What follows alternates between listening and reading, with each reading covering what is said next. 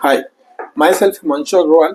मैं हूँ एक NISM certified research analyst and NISM certified commodity derivative analyst.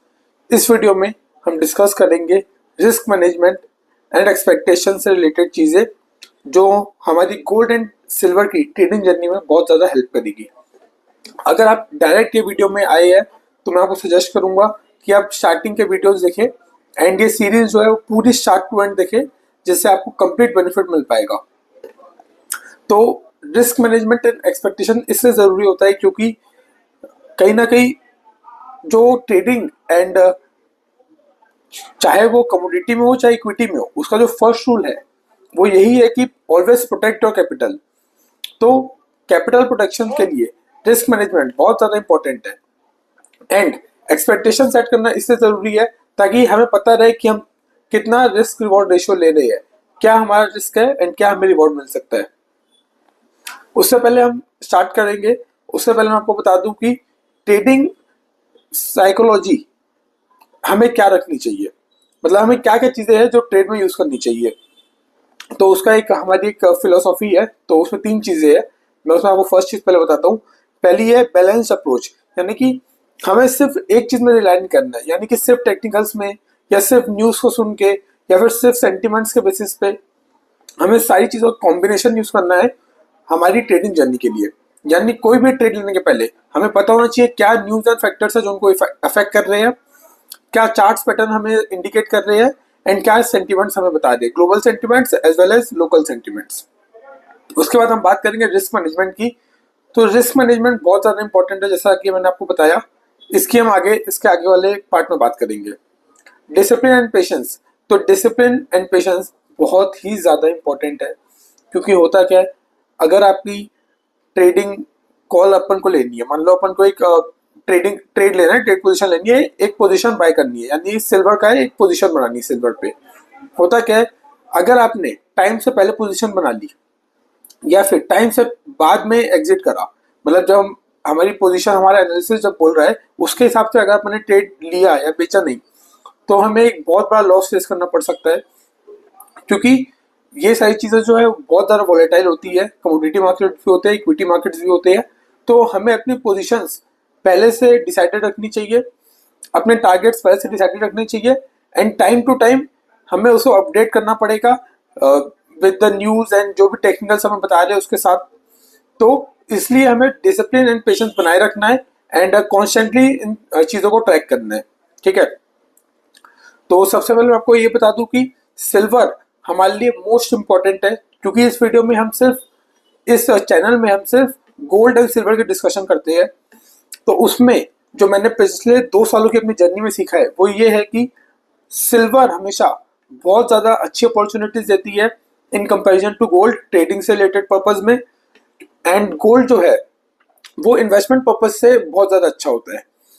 तो होता क्या है कि गोल्ड जो है वो स्ट्रक्चरली मूव करता है, जैसे कि अभी आपने देखा होगा वो 60,000 के आसपास से बढ़ना शुरू किया, तो उसमें कोई मेजर करेक्शंस नहीं है।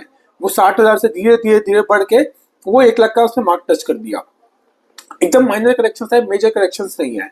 पर चांदी में क्या होता है, चांदी जब से बढ़ रही है तब से अगर आप उसका एक चार्ट खोल के देखोगे एक बार, तो आपको समझ आएगा कि मैं किस चीज़ के बारे में बात कर रहा हूँ। चांदी हमेशा वॉलेटाइल मूवमेंट देती है, यानी कि वो पहले बढ़ती है, फिर गिरती है, फिर बढ़ती है, फिर गिरती है। ऐसे कर करके स्ट्रक्चरली वो भी ऊपर ही अप ट्रेंड में ही है, बट उसका जो स्ट्रक्चरल ट्रेंड है उसमें बहुत ज़्यादा वॉलेटिलिटी है, अप डाउन, तो उससे हमें बहुत ज़्यादा फायदा मिलता है। ये मैं आपको आगे अगले वीडियो में चार्ट में दिखाऊंगा, जब मैं लाइव आपको एनालिसिस दिखाऊंगा। तो पहले रिस्क मैनेजमेंट की बात करें तो सबसे इंपॉर्टेंट टूल जो हम यूज करते हैं, टूल नहीं है बेसिकली एक मेंटल मॉडल है, वो ये है कि हम अपनी पोजीशंस को लिमिट करते हैं। यानी कि अभी जैसे सिल्वर का प्राइस अभी चल रहा है, आज ही न्यू ऑल टाइम में टच किया है 1,10,000 के आसपास, ठीक है, 1,11,500 को टच किया है MCX पे, ठीक है। तो होता क्या है कि अब 1,11,500 टच कर चुका है, ठीक है। लास्ट करेक्शन जो इसकी आई थी वो बहुत पहले आई थी, ठीक है। एंड अभी अगर आप मार्केट का व्यू देखोगे तो मार्केट का व्यू यही बोलता है कि अभी और ऊपर जाएगी, 1,15,000 से 1,20,000 तक के टारगेट्स है। बट अगर आप उसका स्ट्रक्चरल ट्रेंड देखोगे आपको ये चीज पता चलेगी कि कभी भी कमोडिटी जो है अप मूव देती है तो हमेशा वॉलेटिलिटी इसमें बनी रहती है। मतलब कोई बड़ी बात नहीं है कि यहाँ से ये 10% की एक डिप दे दे, 5-10% की डिप दे दे। 1,05,000 से लेके 1,04,000 के आसपास वैसे एक स्ट्रॉन्ग सपोर्ट है, तो ये चीजें हमें ट्रैक करनी पड़ेगी। तो ये सब चीजों के लिए होता क्या है, जैसे अब आपको अभी बाय करना है, स्ट्रक्चरल ट्रेंड तो तेजी का है, मतलब फ्यूचर तो ब्राइट है इसका, मतलब आने वाले 6 महीने 1 साल में तो अपन देखेंगे कि चांदी यहाँ से ऊपर लेवल में मिलनी चाहिए, जो अभी करंट सिनेरियो के हिसाब से चीजें चल रही है, यानी करंट जो न्यूज और टेक्निकल्स बता रहे हैं। पर हो सकता है कि ये पहले एक डिप दे दे। तो होता क्या है, अगर आपको अभी पोजीशन बनानी है तो हम क्या करते हैं, हम पोजीशन साइजिंग यूज करते हैं। जैसे कि आपका अगर 1 करोड़ का कैपिटल है तो आप अभी 5 लाख की बाय कर लो, 10 लाख की बाय कर लो। उससे होता क्या है, आपका रिस्क मैनेज हो जाता है। अगर वहां से बढ़ी तो ऑब्वियसली आपका 10 लाख की पोजीशन है, आप उसको धीरे करके अपने हिसाब से धीरे धीरे करके अपने टाइम पे बुक कर दोगे। एंड अगर वो गिरता है तो आप बाय ऑन डिप्स की स्ट्रेटेजी लोगे, एंड हर 3% डिप में आप उसमें एक अमाउंट डालोगे। तो ये एक इम्पॉर्टेंट प्रिंसिपल है जो हम थ्रू आउट जर्नी में यूज करेंगे अपनी। ठीक है, स्टॉप लॉस की अगर हम बात करें तो होता क्या है कि हम अपना पोजीशन साइजिंग ऐसा रखते हैं कि हमें स्टॉप लॉस की जरूरत कम पड़ती है, बट समय समय पे हम स्टॉप लॉस का भी यूज करेंगे।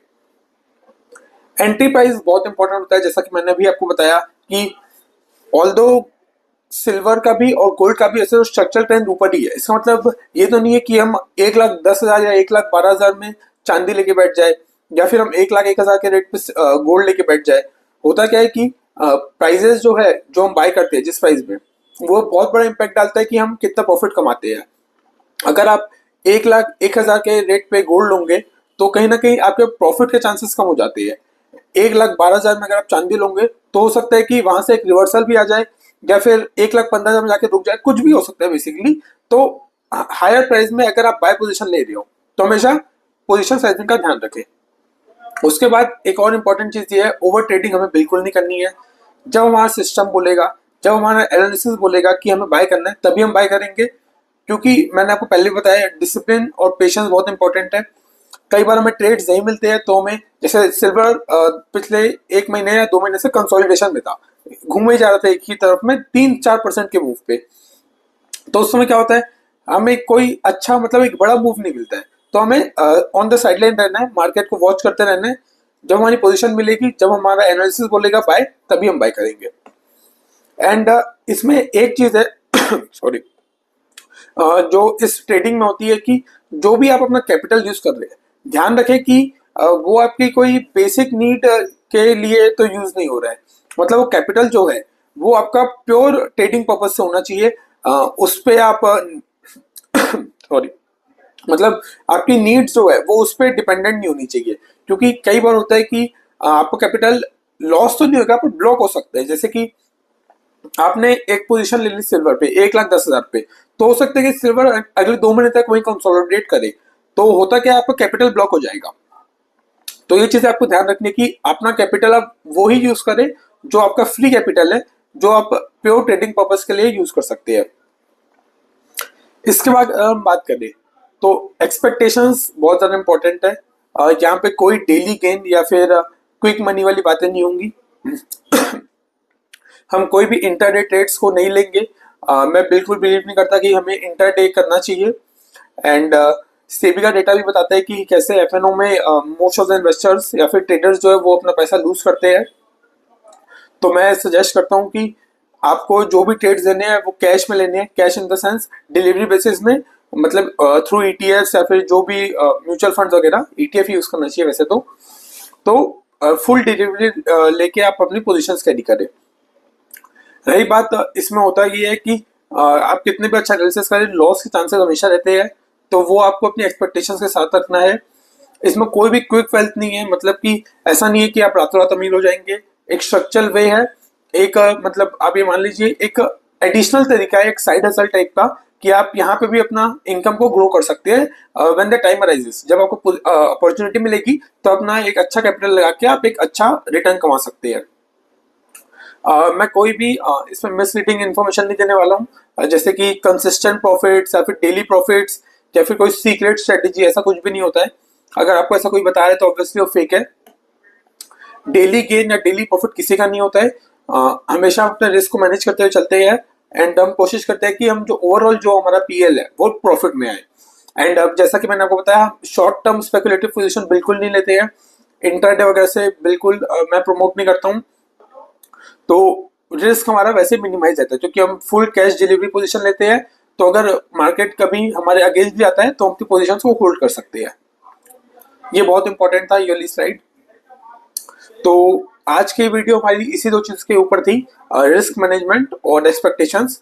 रिस्क कैसे मैनेज करना है मैं आपको बता चुका हूँ, कैसे हम पोजीशन साइजिंग यूज करेंगे, पोजीशन साइजिंग, एंड कैसे हम एक्सपेक्टेशंस अपनी सेट करेंगे, एक्सपेक्टेशंस के क्या रिटर्न्स रहते हैं, मतलब कि कितने हमें रिटर्न्स मिलेंगे या फिर कितना हमारा रिस्क है। इसके लिए मैं आपको एक डेडिकेटेड एक ट्रेड में आपको दिखाऊंगा, जो मैंने लिया है या फिर जो मैं लूंगा अगर, तो वो आपको मैं लाइव दिखा दूंगा नेक्स्ट वीडियो में। तो ये था हमारा आज का video, and that's it. Please read standard schema.